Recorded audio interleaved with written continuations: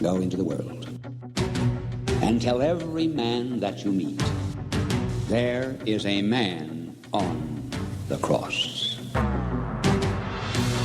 A Catholic Take. What you need to know right now. A bold synthesis of inspiration and information. Keeping you up to date on the news and issues from a courageous Catholic perspective. A Catholic Take with Joe McLean starts now. Praise be to Jesus Christ. Welcome back to A Catholic Take, a bold synthesis of information and inspiration. I'm your host, Joe McLean, and it's great to be on with you. Praise be to God. Now, you've heard of the Freemasons, right? You've heard of Illuminati. You've probably heard of the Elks Club and the Rotary Club and all these others. But have you heard of they? They say, you've heard that a billion times, haven't you? They say, who is this mysterious they that keeps saying all these things? They say it's going to be a great show today. How do they know this? How do they know? Who is they and how do they know so much? We're going to find out today because I have invited they from the deep, dark shadows to be on the team today. And they will be here at 14 past to give an account, to give an answer as to why they seem to be the most secret of all secret societies. They joins us at 14 after. Also on the team today, Father Dave Nix is going to be here.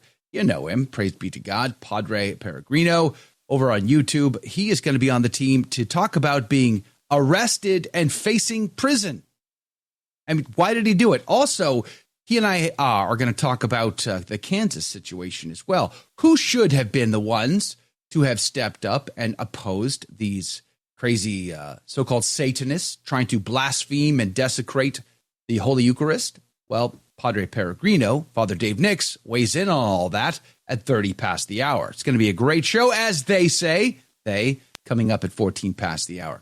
Also today is my lovely wife's birthday, and I would be incredibly grateful to you if you would stop and just say a prayer or two for her today. That would be so very wonderful.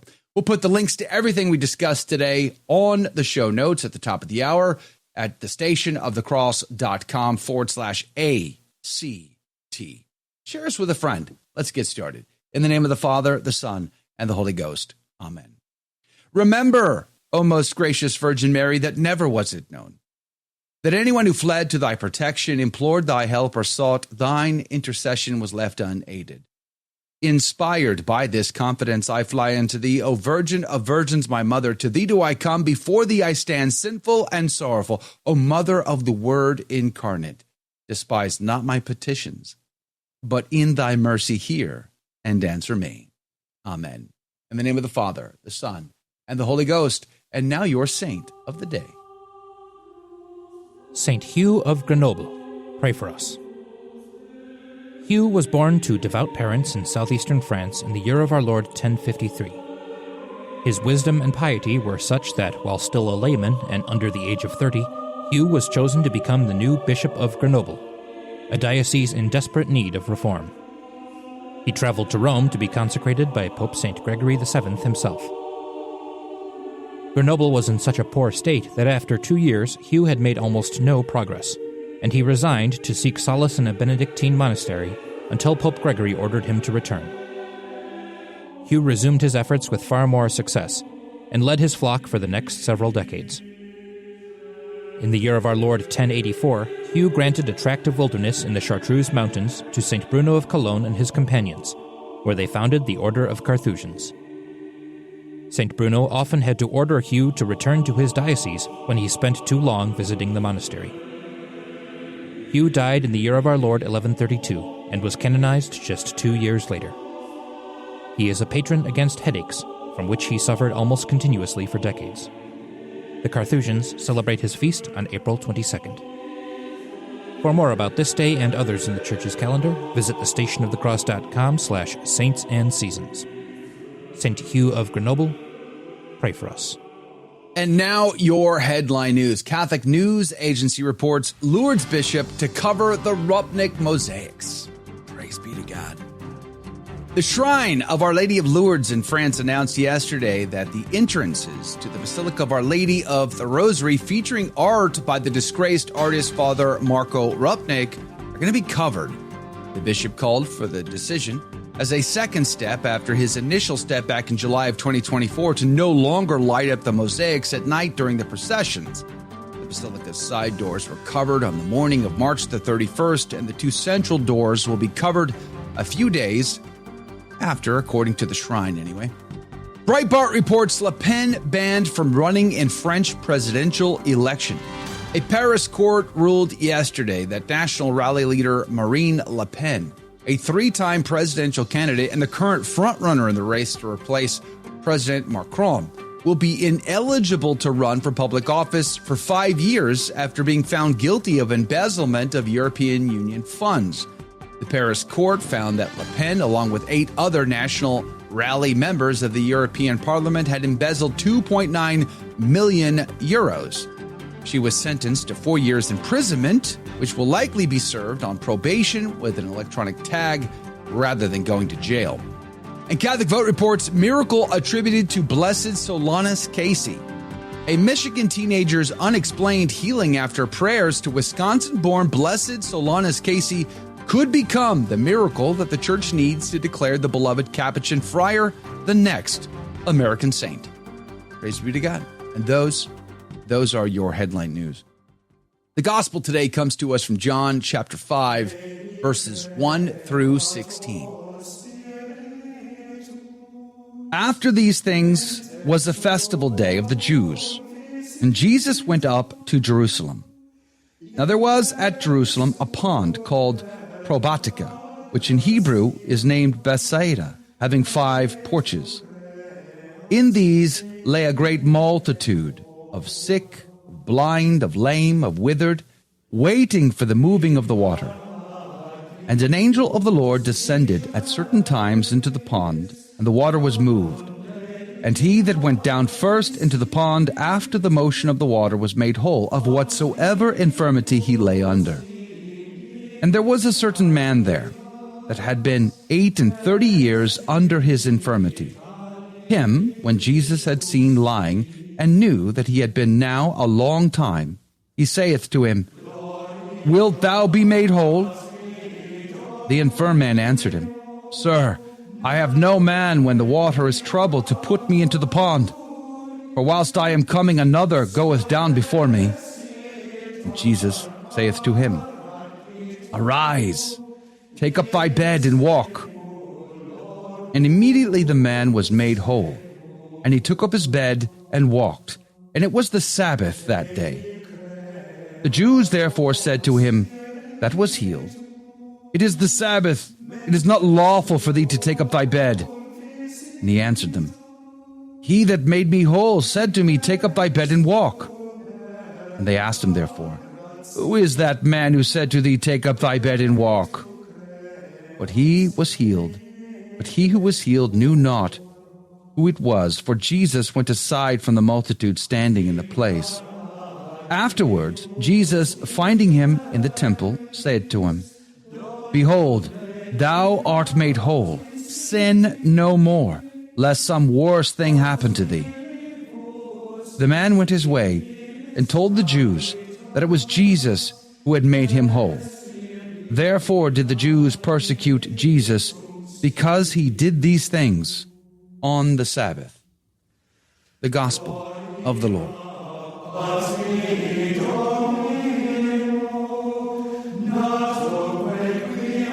Laus tibi Christi. The great commentary of Cornelius a Lapide would say, the pool took its name both because it was nigh the gate adjacent to the temple, through which the flocks of sheep for the sacrifices were driven, and also because the sheep which were offered to God every morning and every evening in the temple were there gathered together and washed. That was the pool in which they prepared the sacrifice, and this is why our Lord is there. The pool was constructed by Solomon for the service of the temple, hence it is called by Josephus Solomon's pool. It is in it the Nethinimus, however that is said, washed the victims which they handed over to the priest to be offered in the temple. An angel of the Lord, either Raphael or some other, Raphael who presides over bodily healing, is so called from the Hebrew, which signifies the medicine or physician of God, whence he cured Tobit of his blindness. The sound of the moving signified that angels were present to sanctify the water, says St. Cyril. The water was moved in order to show that the angels had descended, says St. Ambrose. Tropologically speaking, the reason was to signify that the sinner, when he is converted and healed by God, is wont to be troubled and agitated in his conscience by various emotions of fear, shame, and hope. For by these God moves a man to repentance and contrition, that he might thereby be healed, as the Council of Trent teaches. Allegorically speaking, God willed that this pool should be a token of his passion and his baptism. It is a foreshadowing, a type. For as the angel descended into the water, so Christ went down into his passion and torments. And in them, as in water, he was immersed and buried. And as the pool was red with the blood of the victims which were washed in it, so was Christ ruddy and stained with his own blood, that by the merit of his blood he might cause baptism, in whose water believers are washed to heal all spiritual infirmities. The sick man does not answer Christ's question directly. He takes for granted that everyone knew that he desired to be healed. Therefore, he makes mention of the way of obtaining healing by means of the pool. Does God know that you want to be saved?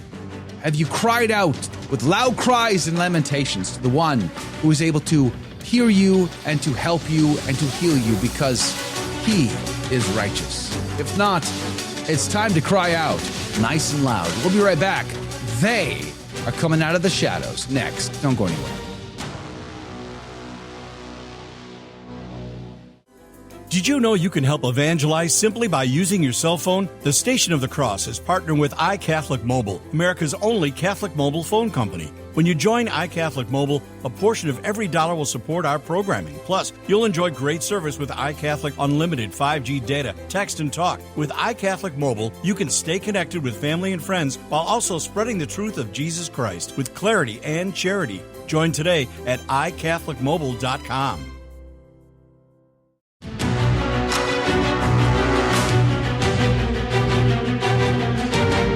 Praise be to Jesus Christ. Welcome back to A Catholic Take, a bold synthesis of information and inspiration. I'm your host, Joe McClain. So good to be on with you. Praise be to God. Coming up at 30 past the hour, Padre Peregrino. Father Dave Nix is on the team. They say that Father Dave Nix has been arrested again. We're going to have a conversation about being arrested, facing prison, and who exactly should have stepped up in Kansas last week to face down these so-called Satanists and to answer the call of blasphemy. Who should have done that? I know the two men, we talked about them yesterday, but who should have? Father Dave Nix weighs in at 30 past the hour. Do join us if you can. But you've probably heard of the Freemasons, the Illuminati.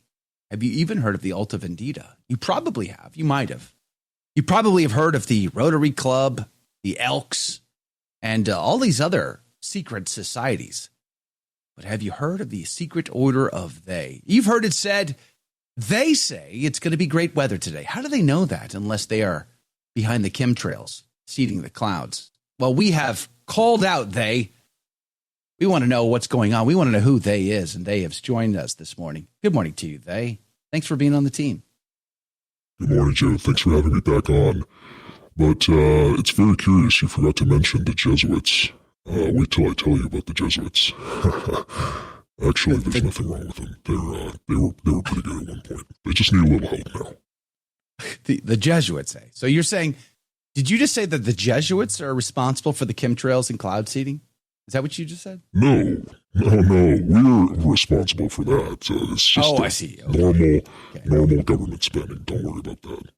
There's nothing in the clouds. It's totally fine.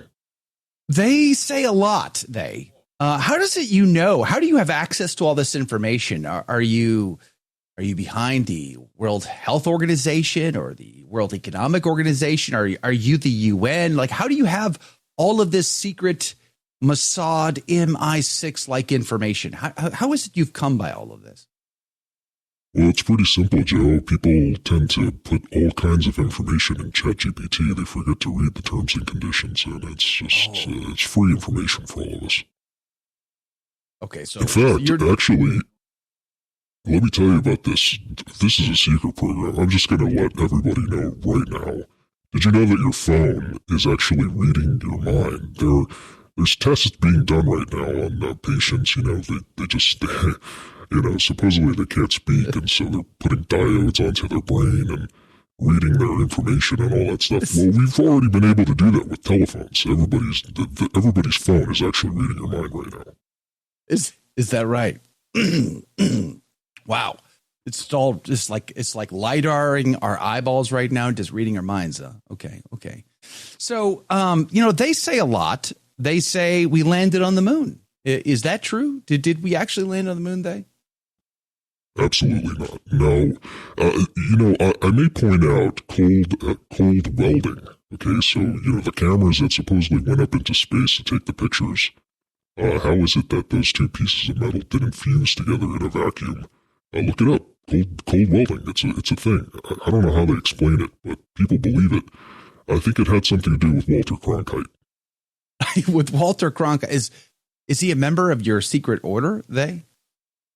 Oh yeah, he's on the payroll. He was at least, but he's got a very convincing voice. Mm.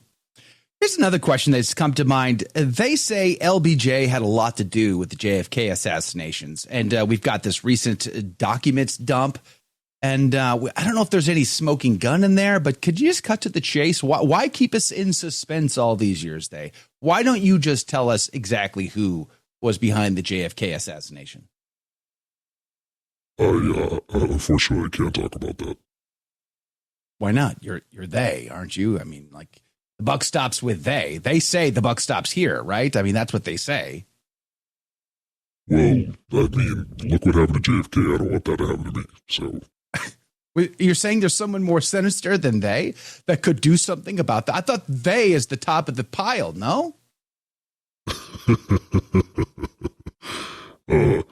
No. So who's beyond they then? Like if I'm not looking for they, then who else should I be looking for? I feel like John the Baptist here. And are you the one, or should I be looking for somebody else? Well, I'm one of many, and you can interpret that as you will. One of many. I've heard that somewhere. Where have I heard that before? One of many. Yeah, you may have heard that one. It feels like it's familiar to me. The one of many phrase. Legion, something along those lines. Hey, they say, you know what they say about non sequiturs? And I've heard that they also love pineapple on pizza. Is that true? Does they enjoy pineapple on pizza? Pineapple on pizza is fantastic. It's one of the greatest combinations ever made. I mean, it's truly, if you think of it from a texture perspective, the pineapple, the sweetness of it, the fibrous nature of it, and the cheese and the ham, I think I'll have that for breakfast. They say love is blind. Is that true? It is. It is in fact blind. I've met love before, and can't see anything. You can't see past his eyes. He might be even blinder than you, Joe. They also say that Hitler made it all the way to Argentina and did not die in the bunker or outside the bunker in Berlin, that he died in the 60s in Argentina, despite the fact that he was a drug-addicted, Parkinson-infected man, even in Germany at the time. But, is that true? And are we about to find that out? Did you allow Javier Milei to release those documents, It's kind of funny to think of how many blue-eyed Argentinians there are. Yes, that is in fact true, but that wasn't his final stop. He actually went to Antarctica. Oh, did he? What? Isn't it cold down there? Didn't you say something about metals freezing and such in cold weather, and you can't take actual pictures there? So we probably have no documented evidence of Hitler being in the Antarctica then, I guess.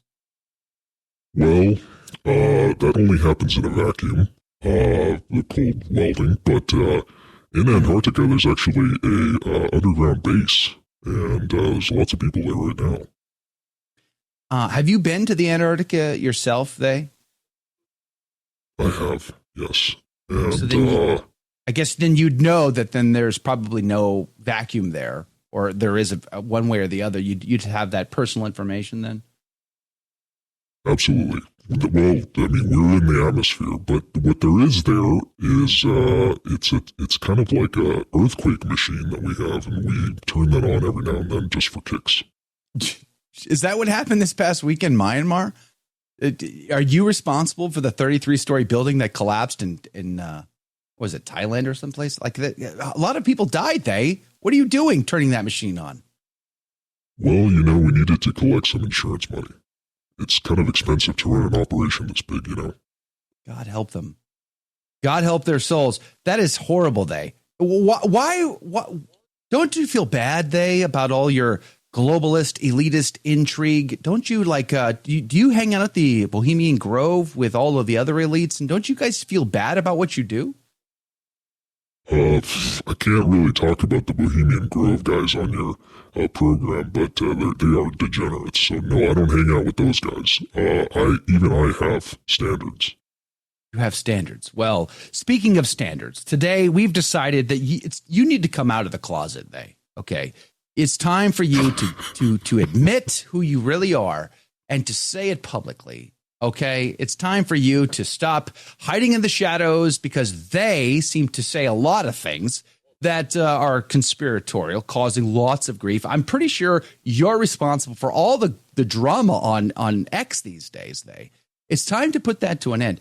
You need to come out of the closet. What do you say? Is it time for you to turn the lights on and tell us who you really are? No, I can't. I can't do that. I'm sorry. I have a family. I can't reveal my. They is married? They have children? Are you saying there's junior theys? There's other theys. Like we have. Is it like a heretical thing in the order of they? Like, is it like your children take on the they and then they carry that on to the order of they and down through the centuries? That's exactly right. So like, when did they begin? Exactly right. We began in 1943.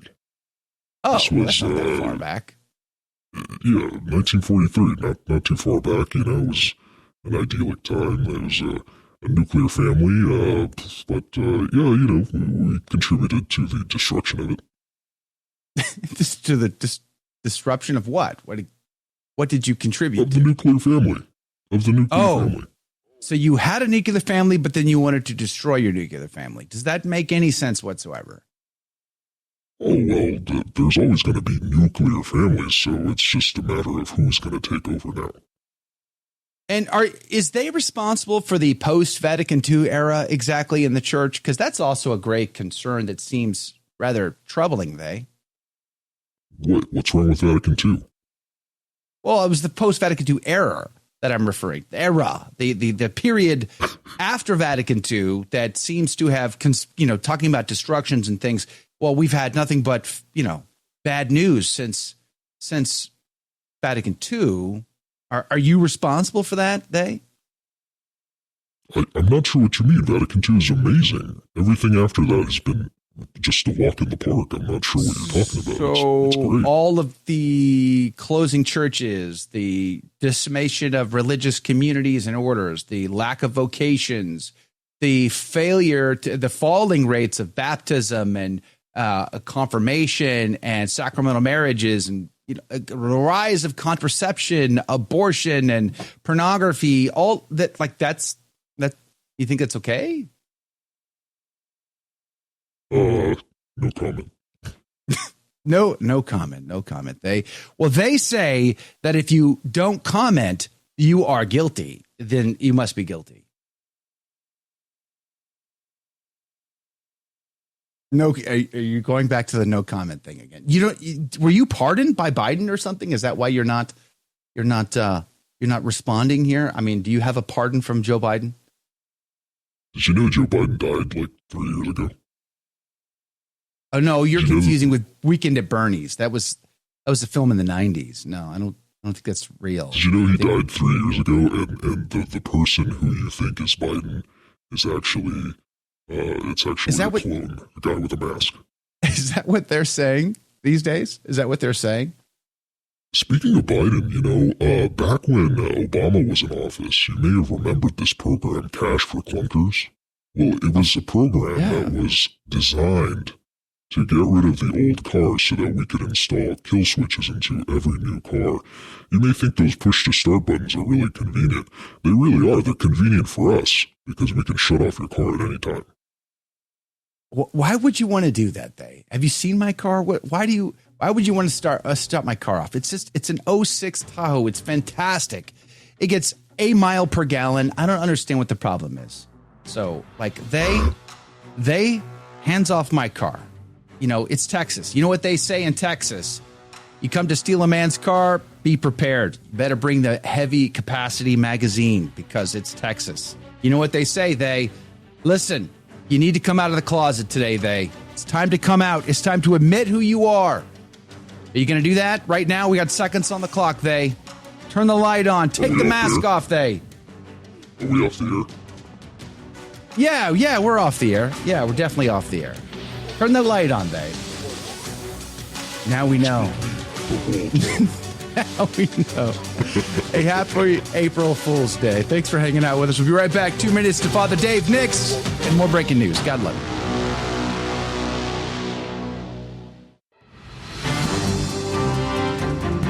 Praise be to Jesus Christ. Welcome back to A Catholic Take, a bold synthesis of information and inspiration. I'm your host, Joe McClain, and here are your headline news.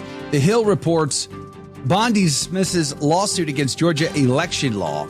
Attorney General Pam Bondi has called off a federal lawsuit that challenged a Georgia election law dubbed the Election Integrity Act. The law makes it illegal to provide food or water to voters waiting in lines to cast their ballots, among other sweeping measures, which Democrats criticized as efforts to suppress voter turnout. The Pillar reports Iraqi Archbishop issues new denial of a lawsuit claim. In a new statement sent to the Pillar, Archbishop Bashir Warda expressed great astonishment at the filing of a lawsuit by Iraqi-American businesswoman Sarah Salim, which alleged the Archbishop was complicit in her 2014 kidnapping in Iraq. The lawsuit claims that Warda facilitated through his connections to Iran-backed militias such as Babylon Brigades the scheme to extort, kidnap, torture, and even attempt to kill Salim. Ground News reports China launches largest military drills of 2025.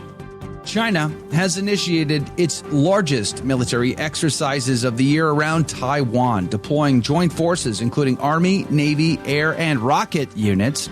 The drills involve 19 warships, including an aircraft carrier, simulating a blockade following Taiwan president's hostile force takeover. And those are your headline news. Father Dave Nix joins us this morning to talk about that. Father, thanks for your time and good morning. Thanks for being on the show. Good morning, Mr. McClain. Thanks for having me. So let's talk about the Red Rose Rescue. What was that like for you? Why did you do it? What is it like putting your freedom on the line, getting arrested? What was that whole experience like for you? Yeah, so we've done Red Rose Rescue. It's been a sort of a generation 2 of Operation Rescue. Operation Rescue was the group of people in the 1980s who locked themselves to abortion centers. Clinton's FACE Act changed that till it became a felony. And so Red Rose Rescue is sort of a workaround where we're able to place ourselves inside abortion centers, beg the couples who are abortion-minded not to go through with it. And in this process, because we are inside, not outside, because we're doing the counseling on the inside, we realize that putting ourselves between the killer and the baby may, in fact, lead to arrest, which has happened twice. In my life, many other people have been arrested more often than I have. And so basically what happens in Red Rose Rescue is when we're arrested, we are charged with a misdemeanor. It's not a felony like the FACE Act attempted to bring against us because there's no blocking of entrances, just petty trespassing. But in our attempts to save lives, to stop cold-blooded killers from approaching children, we do realize that when they call the police, we may, in fact, face some sentences. And so one of our arrests, my last one in 2019, kind of got lost in the court system in New Jersey. And it kind of ended up a big deal in the Catholic world. But honestly, the last 5 or 6 years, I was hoping the court system had just forgotten about us, but they didn't. So we had a trial in New Jersey just two weeks ago. They were threatening us with 30 days jail time, but instead I got 18 months probation. Technically, it's called a suspended sentence, meaning if I mess up in the slightest, they are throwing me in the clink for 30 days. So it's a 30-day suspended sentence under 18 months probation. And so what about the whole FACE Act violations that the Biden administration seemed to want to be very eager to go after? Were you at all concerned that you might spend 10 years in prison? I was concerned about that. Our lawyer assured us it wouldn't happen because he's been working. He's an Italian, New Jersey guy who does pro bono work for Red Rose Rescue. And so he assured us that would not be the case. But with the spiritual attack in my life and the luck in my life, I was very much expecting things to go south in one way or the other. But it's a good point under the Biden administration, because when I was in Florida last week or 2 weeks ago, I got to meet a J6 political prisoner. And so you're absolutely right to connect Clinton's FACE Act with the Biden administration, because, there are still political prisoners in this country. It's almost like the CCP in the 1950s, or even current CCP, that in this country that we love to call free, and in some sense still is free compared to other countries, there are still political prisoners. And when we place ourselves between a killer and a baby, I would actually consider that at least a very close cousin of being a political prisoner. I have a good friend, Mark Houck. He was raided and he faced a FACE Act violation. And, I've known Mark since 2007. He's an amazing man. And I got to say, he's always been very inspiring as far as facing these types of things head on. And he was obviously very concerned about his family, though. Whereas you're a hermit, you're a priest, you have no wife, you have no children. Does that make it at all easier for you to be committed? Not that I don't think people like myself or Mark or other people should be committed. I believe they should be. But did that ever crossed your mind? Like, is it just easier for you to go and put your freedom on the line like that because you are celibate and single? Exactly, Joe.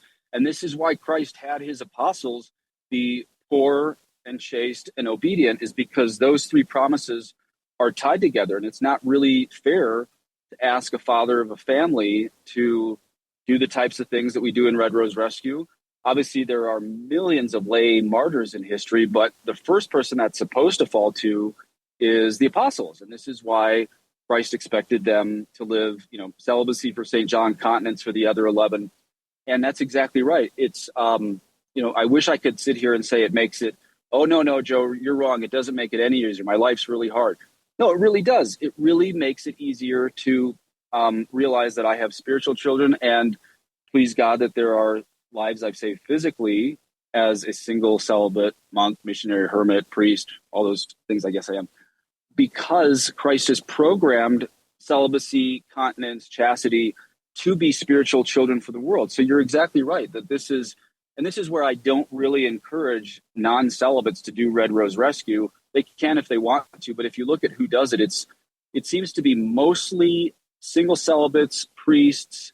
We do have a couple older women who are extremely heroic mothers and grandmothers who've adopted dozens of kids and everything. It's really unbelievable, the heroism of them. But I do think for our older ladies who are grandmothers who do Red Rose Rescue, they're sacrificing a lot more than me, because even though it would have stunk to not offer Mass for the 30 days in jail, it's not like I'm leaving a family behind. And this is exactly why you're totally correct on someone like Mark Houck.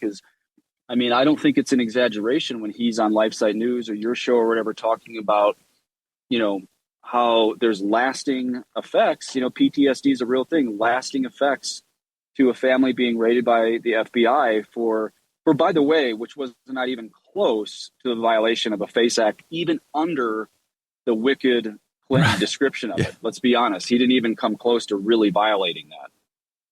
Yeah. He went through a lot. His family went through a lot. He's told me recently his kids are still dealing with that. Yeah. I can imagine there's a lot of Catholics, even pro-life they may be, but they think Red Rose Rescue is an extreme. What would you say to that, Father? And I understand some of the criticism because 99% of the time I'm at the abortion center. So this isn't just a stunt for me. 99% of the time that I'm at the abortion center, I'm doing sidewalk counseling, prayer, exorcism prayers outside of the actual place, right? And so I don't want bigger buffer zones because of a couple extremists. I totally get it. But when we really realize what's happening in there should be no political strategy compared to a life-saving strategy, right? I mean, Will Goodman, who I was arrested with, he compared it to this, that imagine if there's a fire, are some people called to lobby for more fireproof walls? Yes, but some people can't wait. They have to go in right then. Those people are called firefighters, right?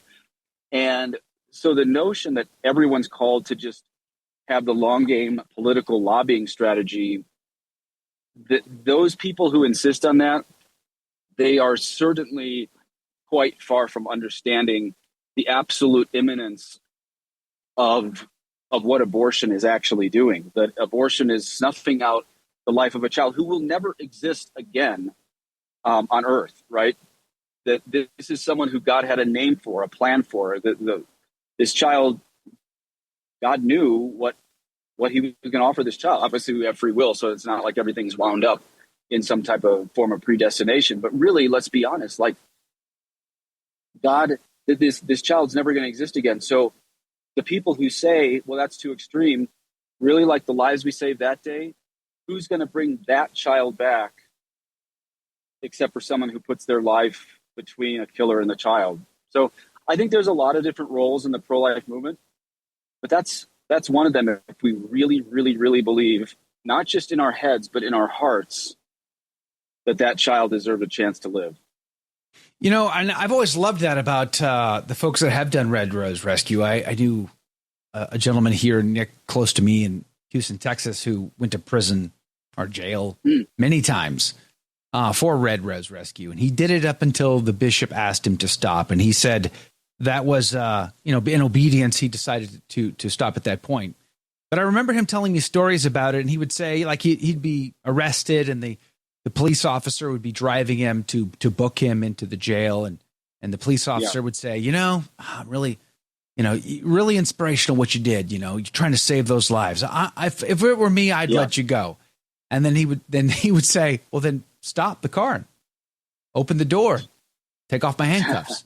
If you really feel like what we did was right, then stand next to me. I can imagine that puts police officers, and I've heard some Catholic police officers talk about this. It puts them in a real tough bind because although they agree abortion is murder and evil and should be stopped, they have to enforce the law and arrest people like yourself. How do you feel about that conundrum? Yeah, so Jesse Romero and Ruben Navid had me on to talk about this, and they both said they just wouldn't follow those orders. In fact, there's one Protestant gentleman who was a cop for Las Vegas. His name's escaping me right now. He was told at one of these rescues to arrest a bunch of people. Las Vegas cop, Chet is his name. Chet not only disobeyed the orders, he joined them, lost his job, and became a full-time rescuer. Wow. For the unborn. So, I mean, people say, well, I have a family to support. Well, so did he. Maybe he was approaching grandparent age, but he's a perfect example why, there's a lot of people in history who had to put doing the right thing ahead of their family's salary. I mean, hopefully people don't have to make that choice. I hope they, like we were saying earlier, this is why celibacy is programmed into the gift of apostolic courage. Hopefully that's not going to be the case, but sometimes it is. And by the way, I don't know who you're talking about in Houston. I'm sure he's done a lot more rescues than me, so I'm not criticizing him in this next thing, but whatever bishop told him to stand down, that is far outside the purview, the bandwidth of what a bishop can actually command for the lay people. And even if it weren't, I'm reminded of, how do you say his name? Blessed Franz Jagerstatter. He was told by his bishop to just go join the SS with the Nazis. And, you have a family to keep alive. You're getting conscripted into the Nazis. Just do it and save your family. So obedience doesn't always get you to heaven. He disobeyed his bishop, failed to join the Nazis, got killed by them, and now now he's beatified, right? So Right. this idea that obedience is, no, we are called to be obedient, but not when it includes the command to refrain from saving lives. And Blessed Franz Jagelsauer is a perfect example that even the church agrees with me on this. Yeah. So do you think that the Red Rose Rescue is the best tool to bring an end to abortion, or do you think that Red Rose Rescue just plays a part in the overall strategy? How do you look at it, especially now that Trump's in office? He's seen as a very pro-life president. Of course, under his first term, we were able to overturn Roe v. Wade. I still struggle with Donald Trump, especially on IVF. I haven't seen a whole lot of pro-life activity under this current administration. How do you see all of that, and how do you see Red Rose Rescue? Where does it fall on the order of the greatest tools towards overcoming this evil in society? We're going to pause that there, and we're going to come back on the other side of the break with more of this interview with Father Dave Nix. And whatever we don't get to play today during the live radio show, we will put on the YouTube channel and podcast feed so that you can have the full access to it. But more of Father Dave Nix and the Red Rose Rescue is coming up right after this break. It's April Fool's Day, but don't be fooled. Father Dave Nix has a lot more to share. It's all coming up next. Share us with a friend.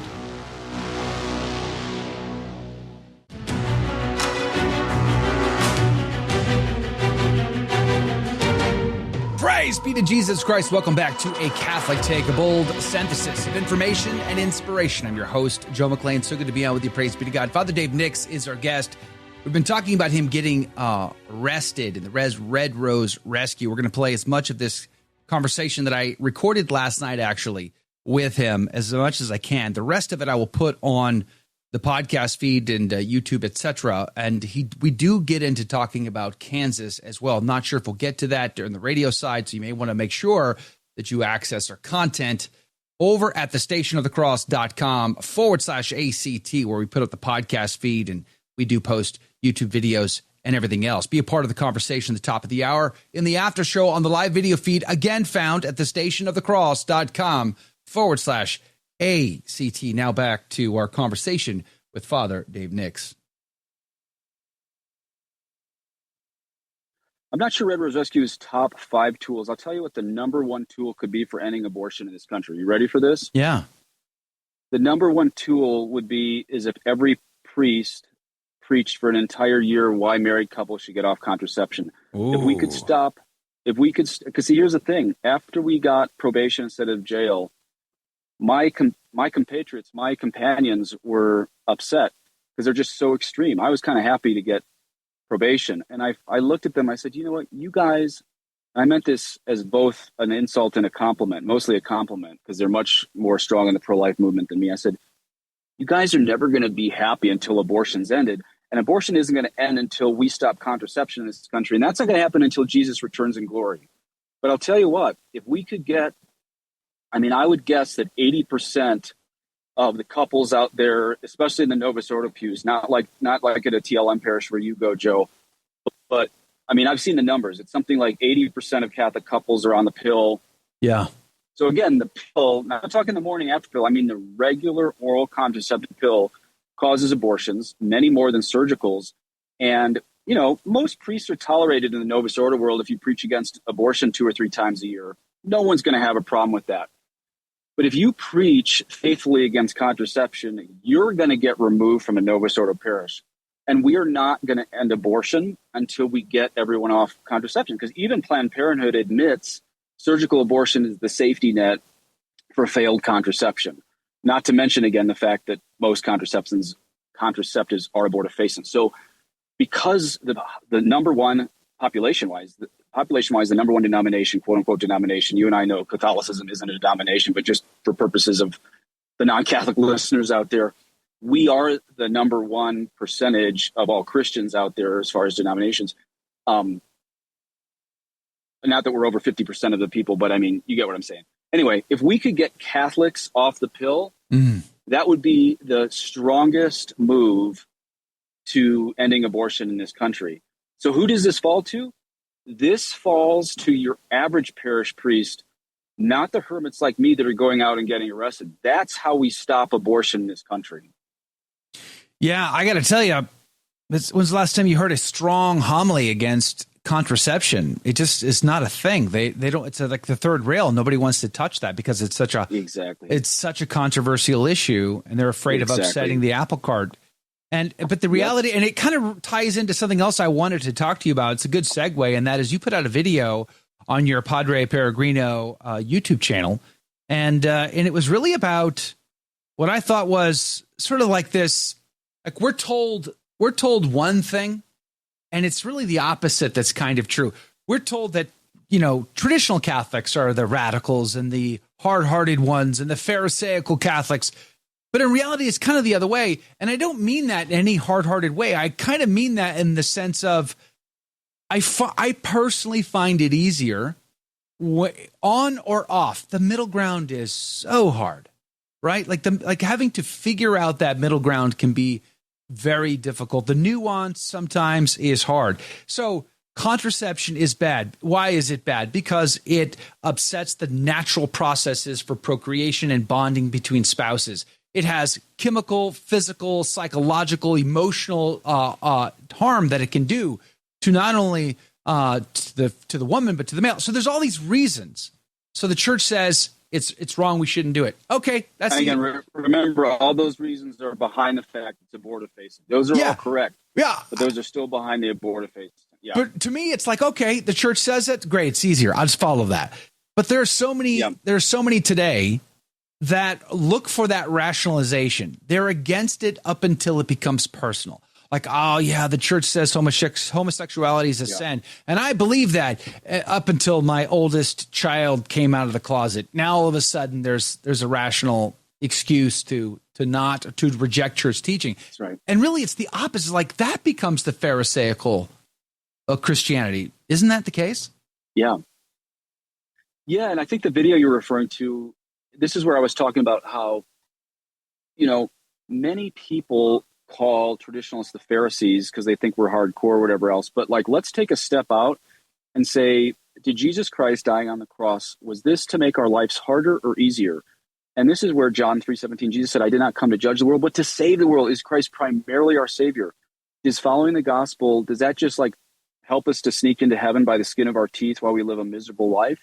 Or does the true gospel actually free us even on earth to follow Christ? And so what I noticed about, if you read the New Testament, any of the four gospels, it's actually the Pharisees who are so legalistic, they're always coming up with loopholes why not to follow God's law.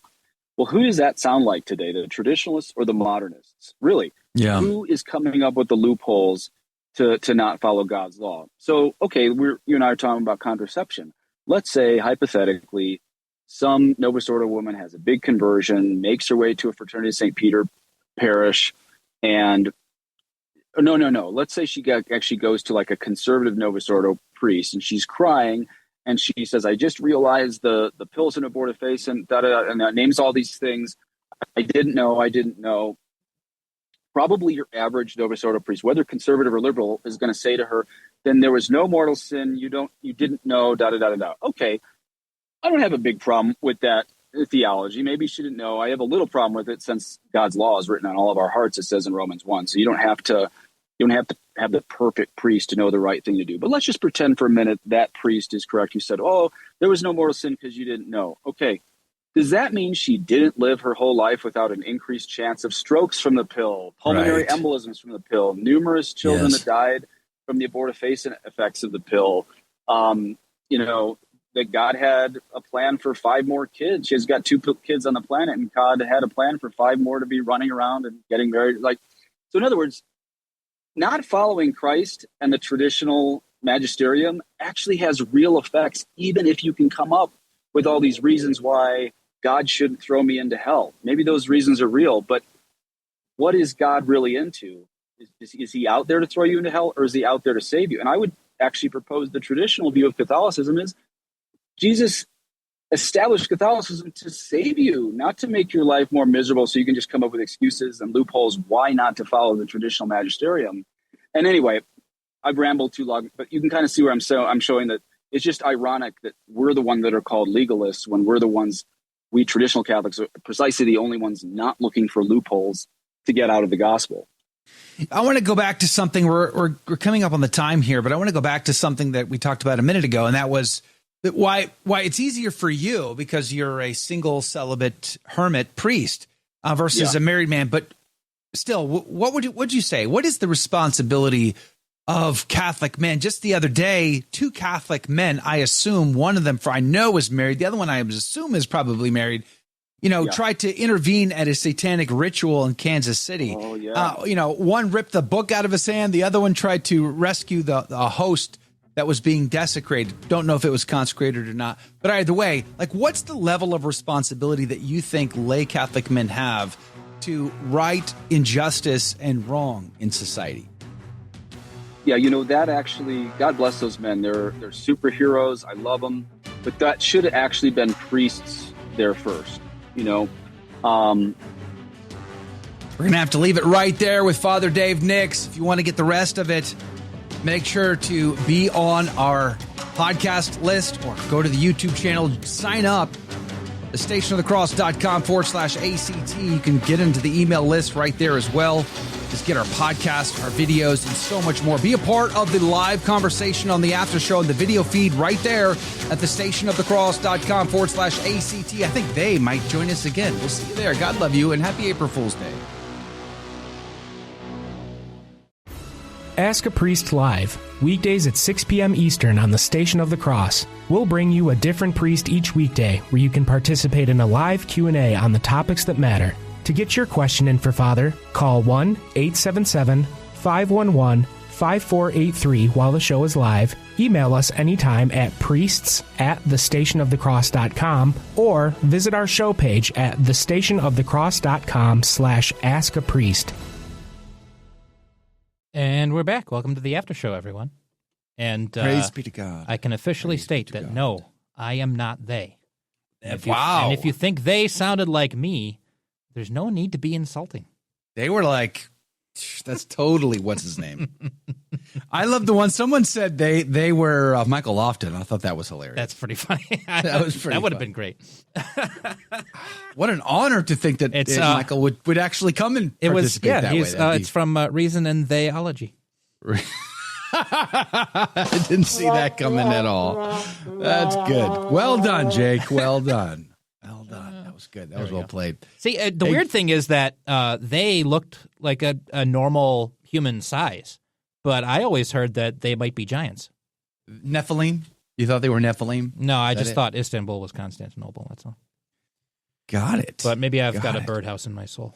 Can I just say that as I was trying to prepare this gag, I was looking up all these they statements. They're horrible. There really weren't that many good, decent, wholesome they statements that I was going to have any fun with. They're most of them were bad jokes, terrible thing about sex-filled jokes. And I was like, this is terrible. They need to die today. This is gross. See, the thing about to me, they is they do things. They don't say things. They do things. They do things. You know that they put fluoride in the water, right? You know that they are seeding the clouds with chemtrails, right? You mentioned chemtrails, obviously, but to me, it's less of the things that they say and more the things that they do.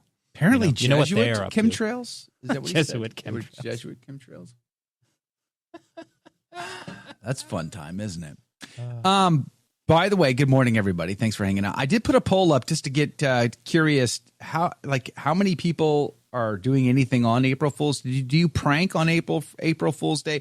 Is that still a something, or is that once you graduate from elementary school, middle school, you kind of just move on? Is that the way that works? Let me know. Right now, 20% say they do prank. 67% say no. That's correct. That's a pretty lopsided ratioed experience right there.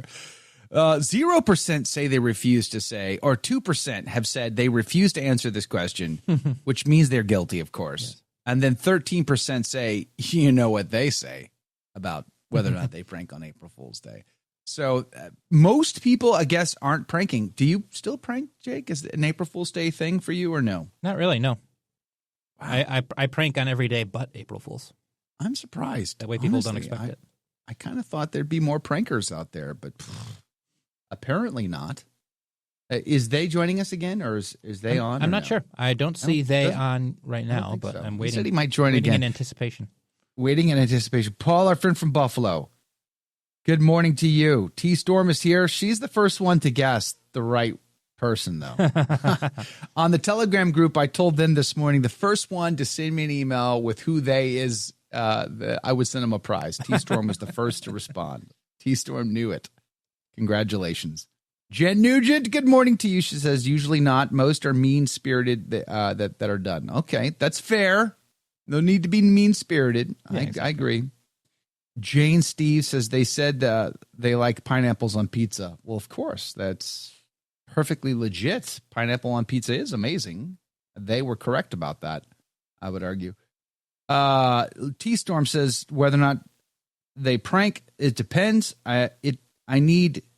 Depends on how cranky Lord Cranky, but that's what she calls her husband, by the way. If cranky, no pranky. It depends on how cranky Lord Cranky Butt is that day as to whether or not she pranks Lord Cranky Butt. That's a fun name. If he too cranky, she no pranky. I'm sure that's a good one. I'm sure my wife feels the same way about me. To be honest with you. Lord Cranky Butt. Rob is on the team today. Good morning to you.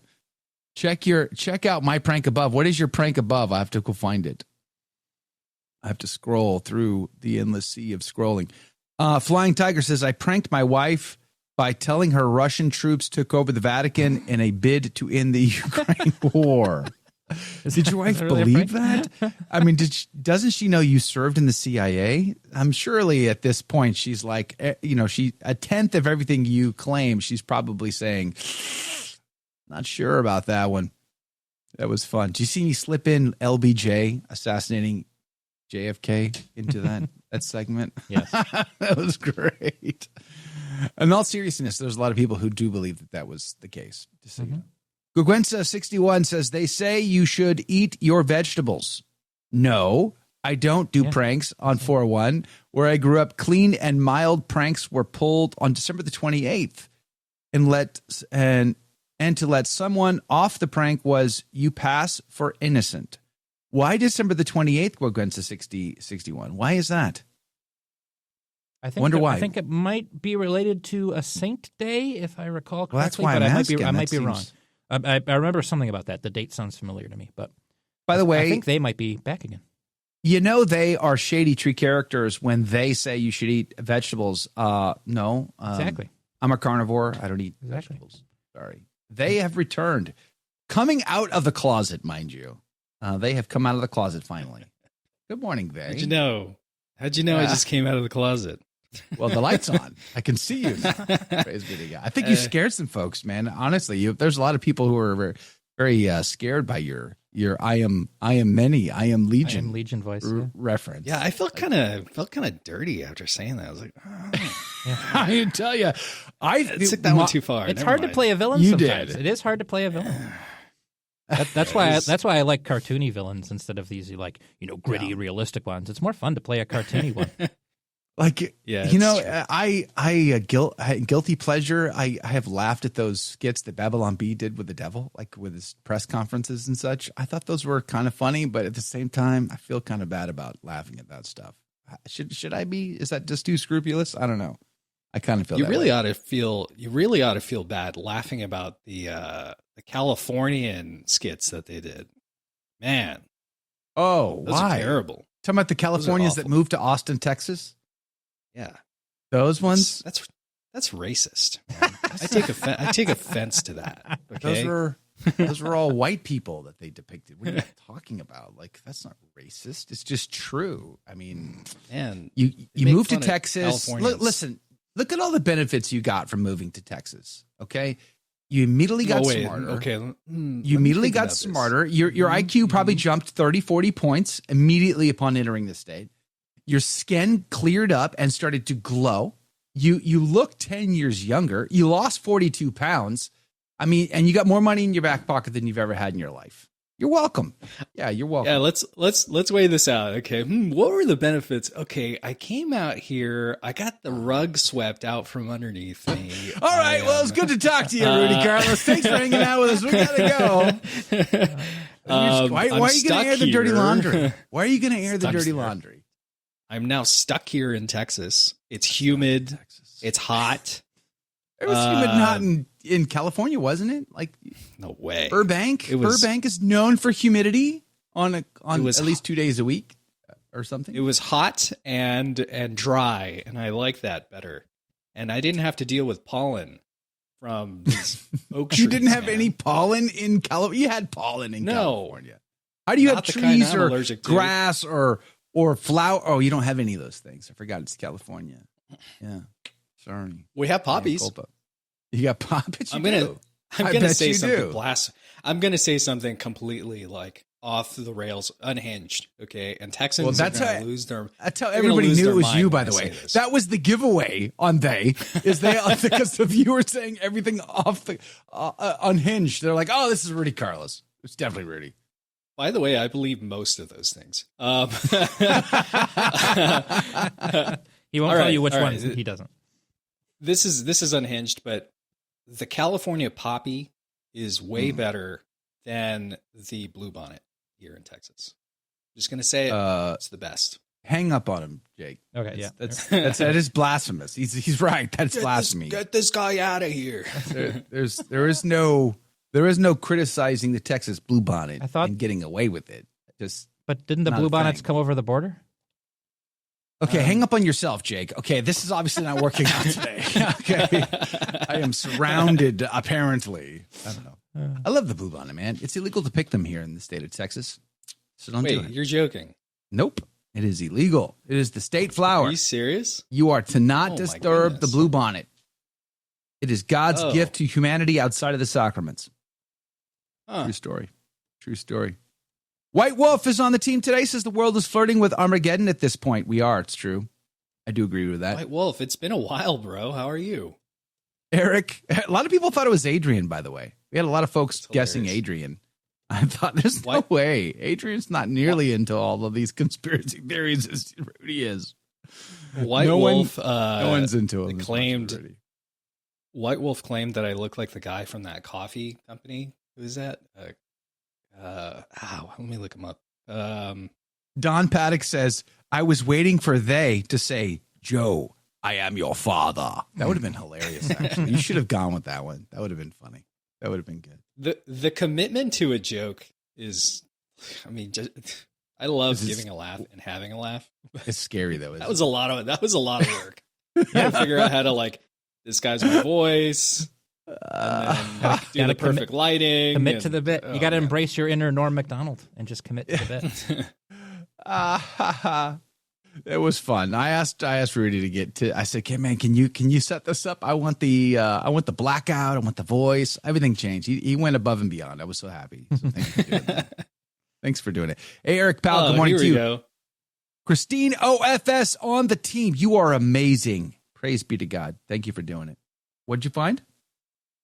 Okay, so White Wolf once tried to insult me by saying I look like Juan Valdez.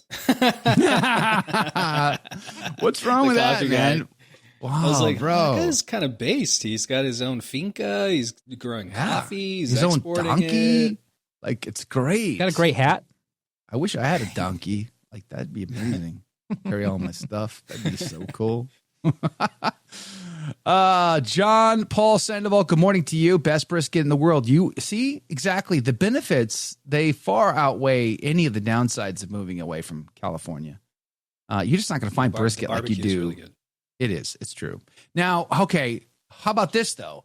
I think this could be a real good head-to-head comparison. Mexican food. Texas versus California. Who's got the best? California, hands down. I've had this conversation a lot. No, it's real. Last time I heard, they call it Tex-Mex, not Cali-Mex. Exactly. That's what makes it great. No.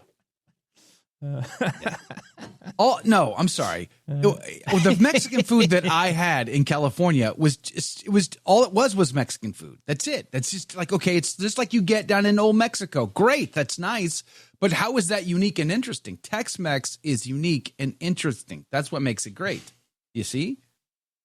Tex-Mex is fine. I'm not saying it's bad, but Cali-Mex is completely different, and it's more fresh. It's like very vibrant. Tex-Mex is more like we have more flies buzzing around our taco stands. I don't know what you're talking about. That's obviously an indicator of greatness. That's the indicator, yeah. All right.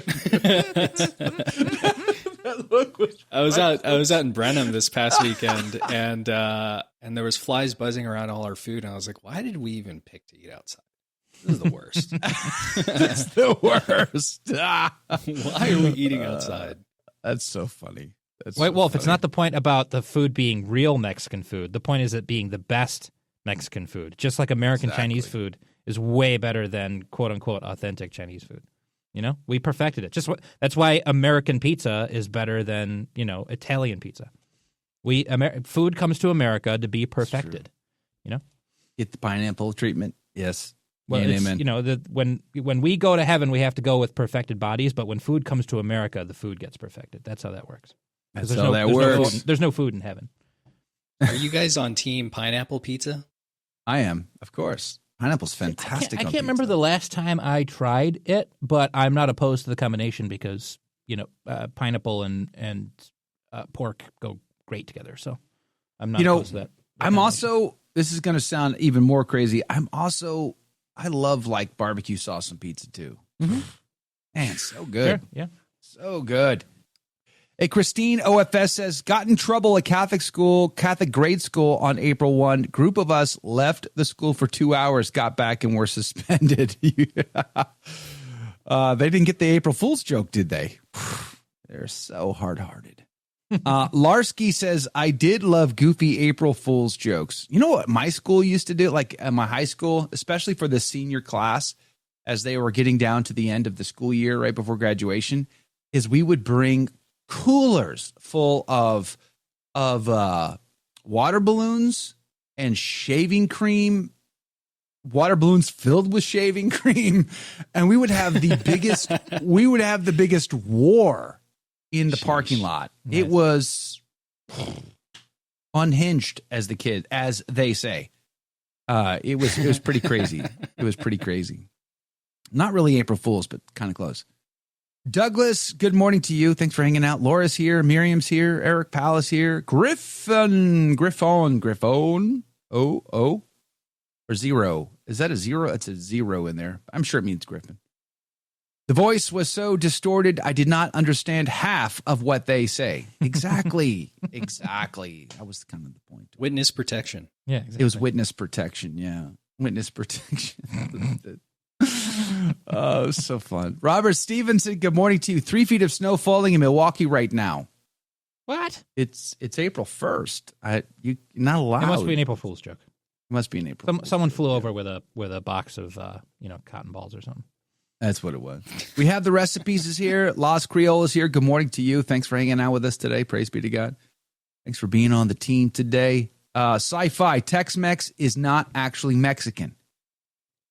Sci-Fi, you're from Rochester. What do you know? You eat a garbage plate, okay? So don't be knocking the Tex-Mex down here, okay, pal? I had a Mexican. He says, I had a Mexican in my backyard in San Diego, and you get the benefit of American quality. Why didn't you let him out? Yeah, like that sounds racist. Yeah. I'm going to be honest with you about it. Like, what do you, iron day laborers or something? Like, what? What do you mean? Tisk. Who has have a species of small fish? What are we talking about? What? Like, where did that even come from? Like, Where? just out of the blue. We interrupt this conversation to talk about small fish. Speaking of which, that was interesting in the commentary on today's gospel, the pool of Bethsaida.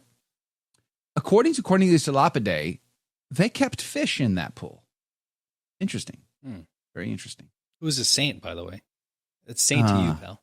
Saint Cornelius. He's on our list. He's on our litany of uncanonized or yet to be canonized saints. Exactly. We should start a cause. For Cornelius or for Duce? For the fish. For the fish. I'm pretty sure they're already sanctified by being in the same. Yeah, because the shadow of our Lord was cast upon them as he stood on the edge. They're good to go. I believe it was the archangel Raphael who was the one who came down and healed everyone. That's what the commentary said. Saint Guppy, says Gregory. Gorgwensa says the December the 28th was the Feast of the Holy Innocents. I should have known. You know what? It's not me that should have known that. It's Jake that should have known that. He's the Saints and Seasons guy. No, I don't recall the connection with the Holy Innocents to pranking. I just remember that there was a reason for pranking on the 28th.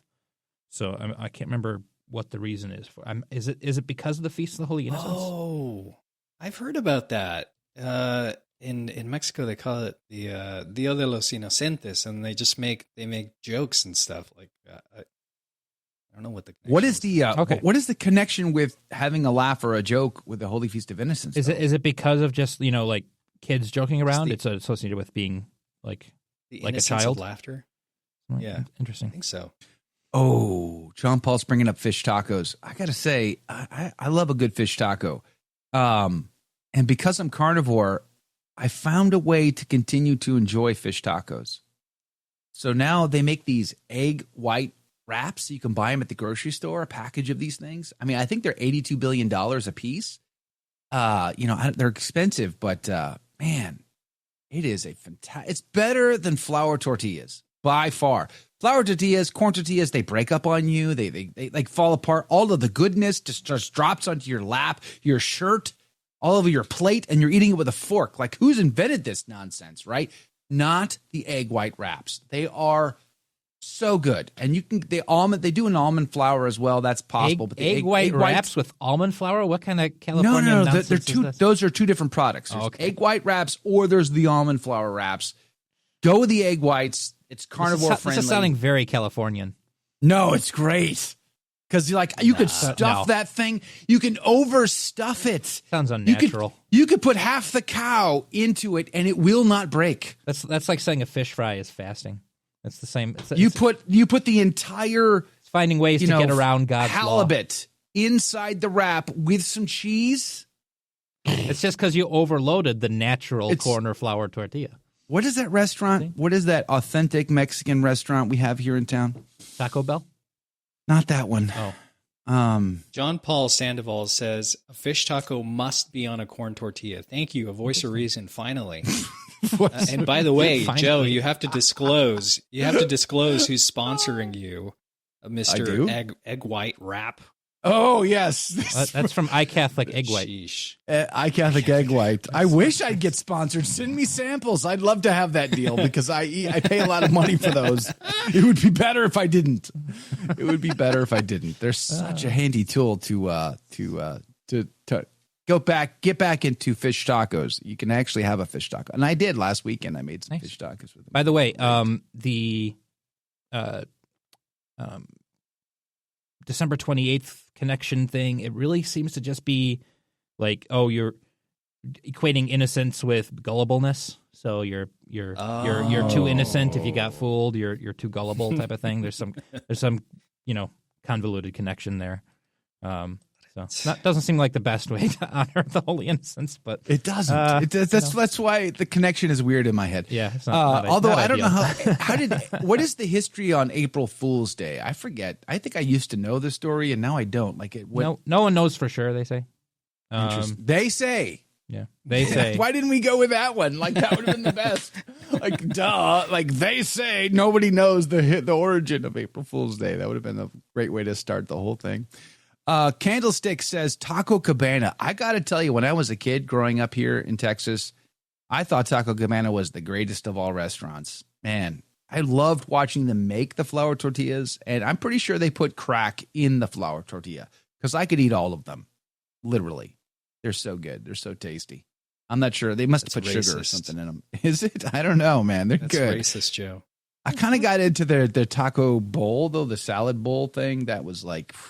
I'm sure it's like 8,000 calories and 42 billion grams of carbs or something. I don't know, but man, loved it. White Wolf says, Adrian Fonseca, on the other hand, I have to endure every Thursday on the rundown. You have to endure it? Why do you have to endure it? You don't have to endure no, it. You could just not watch. Or is it that's what people don't understand about ACT is not required. Like we're not on the summer reading list. There's not going to be a test. There's not going to be an exam. You're not required to come and hang out in the chat or listen to all of our Lenten segments. penance? What if it's his Lenten penance? If it's his Lenten penance, then he shouldn't be complaining. Yeah. Mm-hmm. There you go. You can't complain about it, I guess. You just got to offer it up. I would just, if I was watching the rundown, I would just flagella myself the whole show. That's probably what I would do. Not everything is big in Texas. The deer, the coyotes, and the trees leave a lot to be desired. Have you seen East Texas? Northeast Texas is quite lovely. You got 4 seasons. Leaves turn color. You got rolling hills. It's wonderful. And the deer are tasty. I got to be honest. The deer are very tasty. Tradish Mom, Joe, good morning. We got some pretty big ones. We do. Unfortunately for me, none of them are in my freezer. I'm only eating tag soup these last couple of years, which has got to change. I've got to find some way to get back on better hunting ground because I've lost my hookup and it's killing me. It's just killing me. Tradish Mom says, I wonder if the fish in the pool was the kind that eats dead skin off of people. That's morbid. I mean, what are they, piranhas or something? Like, what are they? Like, who would want to go swimming with fish that just nibble on you? I don't know, man. In Prague, they have like multiple of these places. You can walk down the boulevard and there's like these tanks you dip your feet into and the fish just eat away at your dead skin, apparently. It's really strange. Does it tickle? I've never seen that here, though. I don't know. I didn't see anybody in them, so I imagine they do, though. I used to feed fish from my hand in Hawaii. Didn't love it, to be honest with you. I didn't like because they were ginormous tropical fish, and they would come eat out of your hand, and I was like, don't touch my hand, man. Stop that. It's nasty. Sheesh. I've been all over Texas, says White Wolf. Very few real trees. Well, what do you consider a real tree? Does it have to be like a maple? I mean, like what constitutes a real tree? Are you saying you don't like pine? Is that it? White Wolf says, this episode sponsored by Real Tree. Real Tree. Oh, I wish. Hey, call me. Yeah. I'd love to have a Real Tree sponsorship. That'd be all right in my book. White Wolf says, I drove from Beaumont to El Paso in 95 on $8 worth of gas. Whew, man, those are the days. That's all over with now, though. Back when it was less than $1 a gallon. Those were the good days, man. Deborah says, Joe, the deer hunting in the valley is awesome, as is white-winged dove hunting. There's abundance. Call me during the season. Let me come down and hunt. Do you have land? Invite us. We want to hunt. My son and I, we went up to the Panhandle this last hunting season. We tried to hunt mule deer. We were not at all successful, but we were successful at bird hunting for dove. And what was the other species? Dove and quail. Great time. Really a lot of fun. That was a good time. I'd do that again. But we need meat in the freezer, so got to find a deer opportunity. What's a great song? By the way, T-Storm says, Taco Cabana flour tortillas. This is validation right here, boys. Listen up. Taco Cabana flour tortillas are pretty close to what my grandma used to make. You see? Greatest tortillas ever. Greatest tortillas ever. I'm pretty sure she's a Spaniard. So that doesn't count. What are you talking about? It doesn't count. Of course it counts. She's your colonial overlord. Don't even try to give her that slack. Stop it. Pretty sure Moctezuma was not eating flour.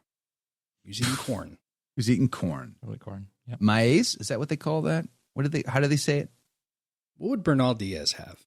He would have corn. Ooh, Bernal Diaz. Oy. I like the corn tortillas. Bernal Diaz. You Diaz. must stop this idol worship now before it is too late. Yes. Why do I sound like worshiping Puss in, the Puss in you Boots? do when I- sound a little bit like Antonio Banderas. I know. I want him to. Bernal I Diaz wish- does rhyme with corn tortillas. I wish so. Bernal was a little younger so he could play Hernan Cortez or Bernal Diaz. One of the two would be great. You know, and be like, oh, have you seen the captain? He is Chad, as the kids say these days. Yes. Moctezuma ate children. Yes, he did. He was kind of a scumbag. Despite what Bernal Diaz made him out to be, Bernal Diaz. The more I like, hear about this Moctezuma, the more I don't like him. Bernal Diaz in his diary is like, he's kind of nice. I mean, after all, I mean, he was a really nice guy with us, and we liked him, and he was great. And I'm like, wait a minute, hold on, you guys, do you have Stockholm syndrome? What's going on here? These guys ate children. Yeah, you said that 2 chapters ago. He says that they had a spread every day, just like 50 plates in front of him, because he's the king, right? He's got 50 plates. He was. Some of them were made. Then he was. Yeah, and then some of them were made with human sacrifice. That's crazy. Exactly. Like, yeah, man, it's I don't gross. want to eat any of this. It's disgusting. When you read the description, like it's pretty taco hardcore. You don't. What'd you say? Kind of about like Taco Bell? wheat. It's kind of disgusting. Kind of like flour tortillas. Do you never eat flour tortillas? Of course you do. No, we have flour all the time. See, that's right. I thought. Please. I'm married to an Irish woman, okay? I'm married to an Irish woman. We have to have flour tortillas, okay? I make the blue ones. Wow. I make blue corn tortillas. Racist much? I'm just wondering. Roasted children thighs. That's gross. We have the recipes. I'm going to be honest with you. Tradish Mom says, I wonder if the fish in the pool it says it's a spa thing, the whole fish eating the skin thing. It's a spa. Like, people pay to do that. Like, they go and, I'm sorry, can I get the fish nibbling my skin treatment, please? Like, who does that? Who would pay for that? Don't you just have like the pumice stone to rub it off? Just grab the pumice stone and like, it would be less weird overall, I would say. Deborah says, pagan animals, cannibals, diabolical. Exactly. Blue corn makes great flour. Now, I hope one day, I had a meeting yesterday. We're talking about, because I'm getting ready to go to Greece and Turkey this year. Next year, we're talking about maybe going to Scotland. And the year after that, 2027, might have to go to the Holy Land, I suppose. If it's still but there. At some point, we got to go to Mexico. You're going to be there just in time. You're going to be there just in time for the red heifer to. I know. Out. And I want to be like that Chad in Kansas who waits right on the wing, just like acting like nonchalant and waiting for my moment to rush in and save the heifer from being mutilated. Like, that would be. Have you ever seen the video of this woman at the Texas Capitol, and they're having like some sort of like Muslim Awareness Day or something, and she's like. She walks up, grabs the mic. She's like, I proclaim in the name of Jesus. Super based. Have you seen that? No. Yeah. She's like, Texas will never be a Muslim state.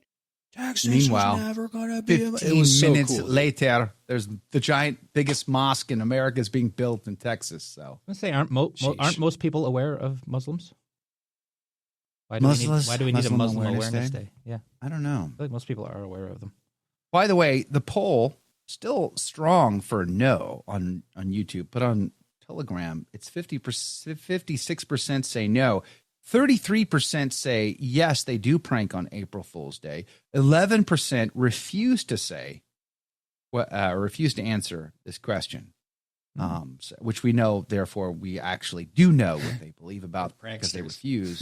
So they're obviously pranksters. I love a good prank. Which means if I add 11 to 33, that's a very strong pranking community right now on Telegram as compared to YouTube, which is a pretty weak pranking community. That's mind-boggling to me, actually. Should I prank my mom on air right now? Should I call her now? No, don't put your mom on air, man. That'd be cruel. That'd be cruel. Today is my wife's birthday, by the way. So pray for my wife because she has to deal with Lord Cranky Butt, as T-Storm puts it, every day. So I don't know. We're gonna try to. I think they're gonna make me play games today in an effort to be nice to my spouse. I'm gonna have to play board games, which I hate doing. But I will do it today for her on her birthday. What's the your third favorite temple board game? sounds like a bad idea, Eric. I would agree. It does sound like a bad idea. By the way, June Ybarra says fish tacos are ew. What? How? What? No, June, stop. When they're made Fish well, they're tacos nice. are amazing. Best fish in a fish taco, Rudy Carlos. Best fish in a fish taco. cod. What Fish taco. species would you Cod. prefer? Cod. Tilapia? Cod. Cod. No, Cod. whoa. Wow. Don't ever say tilapia. Whoa. Tilapia? Man, we were just talking about human sacrifices, and then you throw in tilapia. It's like What's the wrong same with- thing. Disgusting. Tilapia Trash and fish. human sacrifices are the same Trash thing. fish. There's Oh my no goodness. what? Stop It is a garbage fish. It literally eats trash. I prefer and haddock they to cod. feed I it think. sewage. Ugh. All fish, I hate to tell you, I prefer haddock to cod. eat whatever they can. They are creatures of opportunity. You know what's pretty good is I feel walleye. so bad. Walleye is nice. Walleye? Okay, Yeah. I just texted my mom. I said, "Mom? ? Are you awake? ? And then I stopped texting. She said, "Yes. Hi. Is everything okay? Are you all right?" You just ignored her. You are horrible, man. How do you live with yourself? Douglas says grouper. Is grouper the best fish for a fish taco? I don't know. Halibut would be a great fish, I would argue, because it can be flavored in any number of ways. It's just thick meat that you can then add whatever flavor you want to it, and it takes it very well. It's almost like a blank slate, right? And add whatever flavor you want, just for the halibut. Just for the halibut. Biggest fish I ever caught was a halibut. Loved it. We got to go back. That's another thing. Rudy, what do you say? Me and you, maybe one of my sons, we fly to Alaska this fall. We hunt a caribou out of the back of a U-Haul truck, because this has got to be budget friendly. So we're going to rent a U-Haul and we're going to sleep in the U-Haul. Right? So no cost for housing other than the U-Haul. What's that? $26 a day, right? And then we fish and we hunt caribou, and we only take one thing to wear in addition to the fishing equipment and the hunting equipment. So just one outfit, and then everything else is like cooler space that we pack everything in and then mail that back to Texas. So the biggest expense is the mailing back freezerfuls of halibut, of salmon, of trout, and a ginormous caribou. What do you say? Want to do that?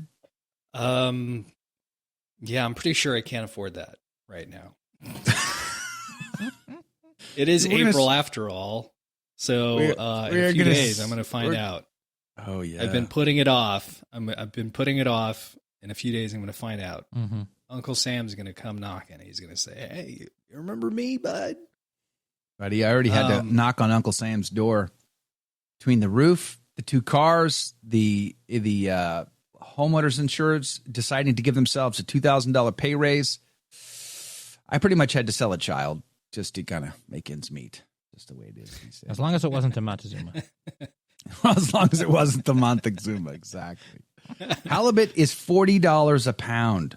What? Sheesh. Jane. That's crazy. You know what I did do for my wife? I guess this was not this past Christmas before, but there's an Alaskan company. I think it's called Alaska Seafood Company is what I think it's called. I paid too much money to have them mail me like overnight me a package of king crab legs and such. Ooh, so good though. Like best ever. Lake Erie walleye, says Gogwensa. Yeah, it's good stuff. In Port Clinton on New Year's Eve, they drop the walleye. You talking about these are farm-raised Chinese fish that they're just dumped into the Lake Erie? Is that what we're talking about there? No. They speak Chinese. They have all the hormones injected into their eyeballs before they dump them into the lake. Is that what we're discussing here? You know what they say about that?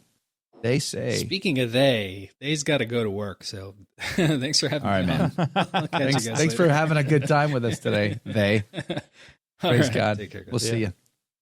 Kilroy Jones, good morning to you. Thanks for being on the team today. UGG income taxes. Yes, exactly.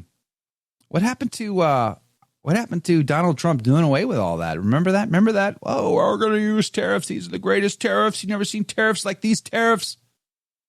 That all didn't work out, did it? Christine OFS, who is on the team, so grateful to you, says, happy birthday, Mrs. McLean. Grateful you brought Joe into the Catholic Church. God bless you and your family. Yay and amen. Thanks for saying so. Good morning to you. Cloud seeding is often done to protect grapes and other crops by preventing hail using a type of salt.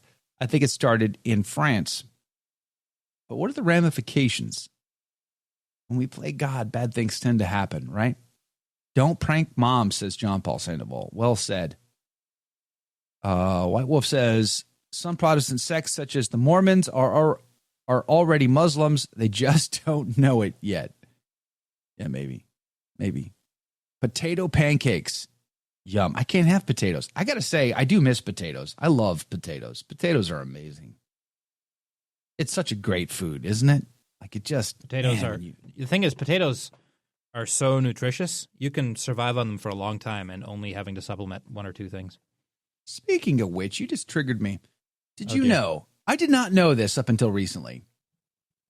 But we hired my troop of St. George hired a Catholic gentleman who is an expert in foraging.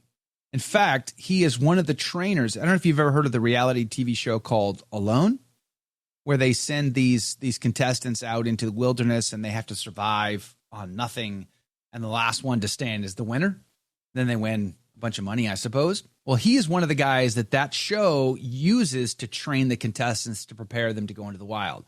And he told us that they've had to change the location of where they filmed these things because of one thing that made it possible to live forever, because of the abundance of it in those locations, and you would never starve if this one thing was around. Any guesses on what that one thing is? Potatoes. Nope. Mushrooms. Not potatoes. Nope. Not mushrooms. Onions. You're not going to guess. Here. It's just, you're being set up completely. Cilantro. Oh, yes. Darn it. Dang it was cilantro. Oh, every time. Tragic burden. Nope, it is not cilantro. It is. I don't have a drum roll on a button. I need a drum roll on a button. It is a pine tree. A pine tree.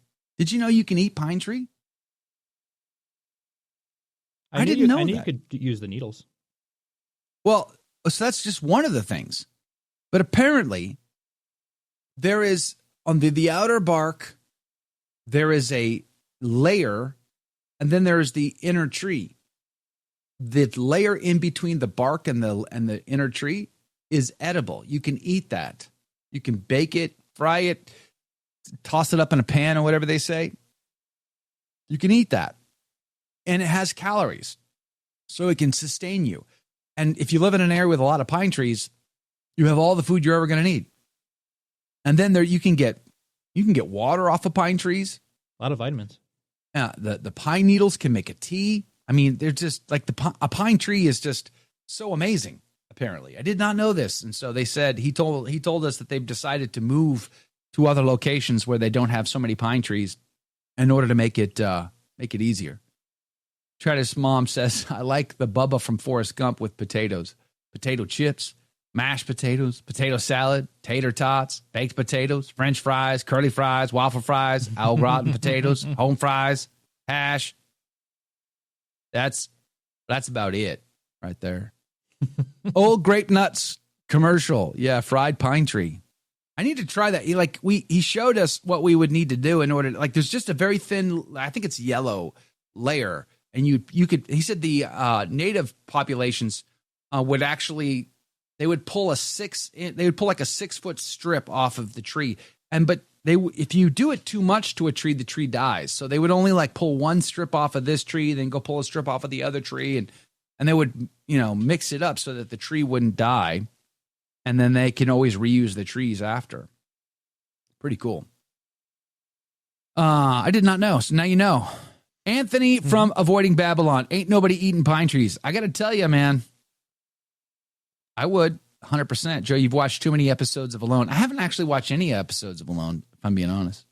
Although one of my favorite YouTubers is one of the winners of the Alone series. Actually, two of my favorite pastime YouTubers have won the Alone series. Zach Fowler being one of them, and Clay Hayes being the other. But it was my Catholic friend and neighbor who told us about the pine trees. Pine nuts are in the cones. That's nuts. That is nuts. That's totally crazy. Griffin, it's the Buckley's complete. It's the Buckley's complete that tastes bad. The what? I don't even know what that is. I haven't the slightest clue. There's a comment above it. Buckley's original cough syrup is partially from pine, wintergreen. It's the Buckley's complete that tastes bad. Oh, boy. So don't buy Buckley's complete, only buy Buckley's original. I don't miss at all cough syrup. I was never given cough syrup. I didn't know this was a thing until... It's because your parents loved you. Yeah. That's why. It's when they don't love you that they give you cough syrup. Melissa, wow, interesting. I did not know that. I know, exactly. Boil and mash the stick them in a stew. Yep. You can fry them as well and eat them like chips. It's another option. The point is they have calories in them. So, you know how many calories you're going to expend in order to chase an animal down?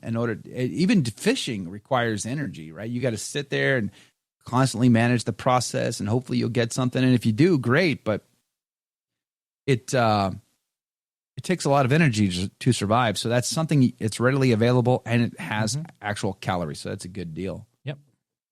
And thanks to Clay Hayes, I've also learned how to filter water, wild water. Actually, he's shown a lot of techniques on his YouTube channel. Clay Hayes. Clay Hayes. He's an interesting bird because he's a zoologist. What's the zoologist do again? I forget. Studies zoos. Is that it? Zoologist studies animals. I think he's a zoologist. He's some sort of outdoor biologist or something along those lines. But he's also he's a survivalist as well. And he makes his own bows, makes his own arrows. He hunts elk with a flintlock. I mean, he's an amazing dude. I just wish he was Catholic. Pray for him that he doesn't go to hell. When I grow up, I want to be Clay Hayes, just Catholic. That's all. Every moment of time is precious. Use it wisely. That's well said. In Proximus, greetings to you, my friend. Female Casey Royals fan from Nebraska. Potatoes. Samwise Gamgee. Potatoes. That sounded an awfully lot like an indictment of the Aftershow, White Wolf. What was that? What do you say? Every moment of time is precious. Use it wisely. So in other words, I'm wasting time? Yeah, well, we're sitting here talking about potatoes, and at least we're not talking about 50-year-old entertainment.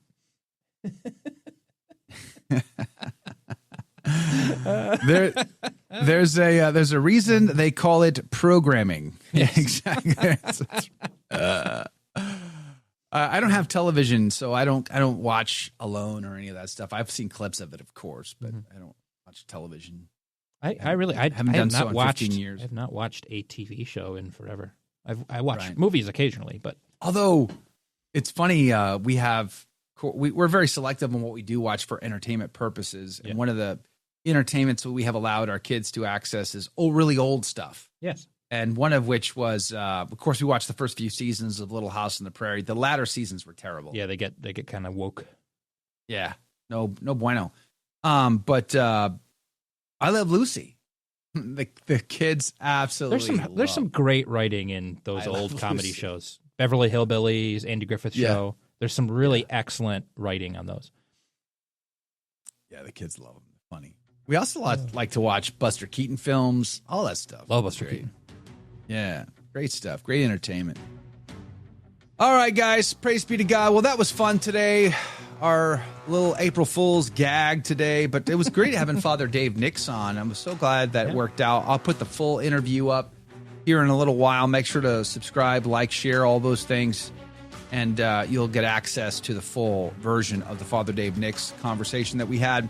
Michael Hitchborn is back. Bishop Strickland's going to be on the team later this week, as well as Dr. Anthony Stein, of course, Brent Haynes, and more. I'm still working on the guest selection list, but we've got a good lineup so far. It ought to be very good.